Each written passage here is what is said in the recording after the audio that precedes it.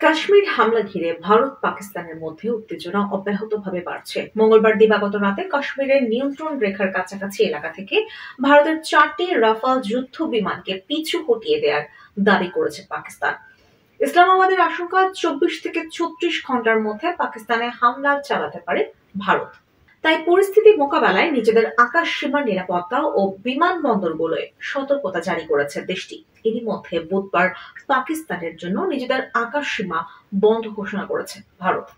ক্রমবর্ধমান উত্তেজনার মধ্যে পাকিস্তানের উপপ্রধানমন্ত্রী ও পররাষ্ট্রমন্ত্রী ইসহাক দার বুধবার ইসলামাবাদে এক যৌথ সংবাদ সম্মেলন করেছেন। সেখানে তিনি বলেছেন, পাকিস্তান আগ বাড়িয়ে উস্কানিমূলক কোনো পদক্ষেপ নেবে না, তবে উস্কানি দেয়া হলে কঠোর জবাব দেওয়া হবে।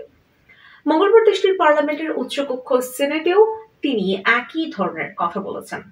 সংবাদ সম্মেলনে পাকিস্তানের আন্তঃবাহিনী জনসংযোগ পরিদপ্তরের অর্থাৎ আইএসপিআর মহাপরিচালক লেফটেন্যান্ট জেনারেল আহমেদ শরীফ চৌধুরী এবং পররাষ্ট্র মন্ত্রণালয়ের মুখপাত্র শাফকাত আলী খানও উপস্থিত ছিলেন।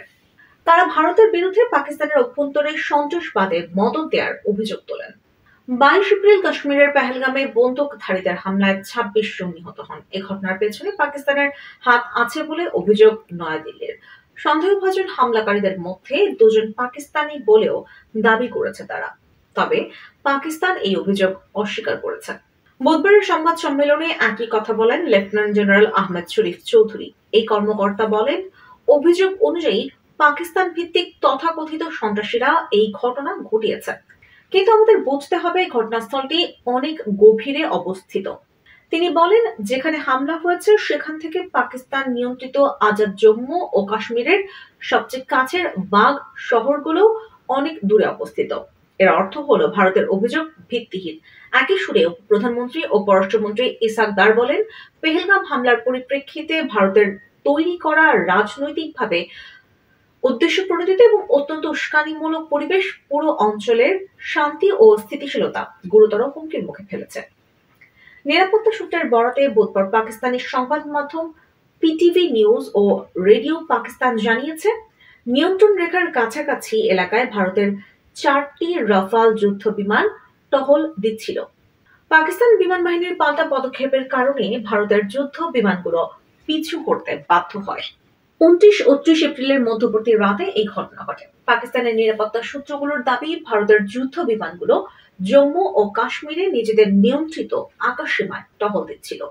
পিএএফ তা শনাক্ত করে দ্রুত পদক্ষেপ নেয়, তবে পাকিস্তান সরকার ও সেনাবাহিনী এই বিষয়ে বুধবার সন্ধ্যা পর্যন্ত বিস্তারিত কিছু জানায়নি বলে সংবাদ মাধ্যম ডন এর প্রতিবেদনে উল্লেখ করা হয়েছে। রাফাল ফ্রান্সের তৈরি অত্যাধুনিক যুদ্ধ বিমান। ভারতের কাছে এরই মধ্যে 36টি রাফাল যুদ্ধ বিমান রয়েছে। পাকিস্তানের সঙ্গে উত্তেজনার মধ্যে সোমবার এক বিবৃতিতে ভারতের প্রতিরক্ষা মন্ত্রণালয় জানিয়েছে, তারা আরো 26টি রাফাল যুদ্ধ বিমান কেনার চুক্তি করেছে। এমন পরিস্থিতিতে বুধবার পাকিস্তানের কয়েকটি সূত্রের বরাতে দেশটির সংবাদ মাধ্যম এক্সপ্রেস নিউজ জানিয়েছে, পাকিস্তানের আকাশ সীমা দিয়ে যাওয়া দেশি বিদেশি সব ধরনের ফ্লাইট চলাচলে নজরদারি বাড়িয়েছে বিমান চলাচল নিয়ন্ত্রণ কর্তৃপক্ষ। ভারতের সম্ভাব্য হামলা মোকাবেলায় এই পদক্ষেপ নেওয়া হয়েছে। পেহেলগাম হামলার পরপরই ভিসা বাতিল, সিন্ধু পানি চুক্তি বাতিল সহ একে অপরের বিরুদ্ধে বিভিন্ন পদক্ষেপ নিয়েছে ভারত ও পাকিস্তান। নিয়ন্ত্রণ রেখা বরাবরই দুই দেশের সামরিক বাহিনীর মধ্যে নিয়মিত গোলাগুলির ঘটনা ঘটেছে।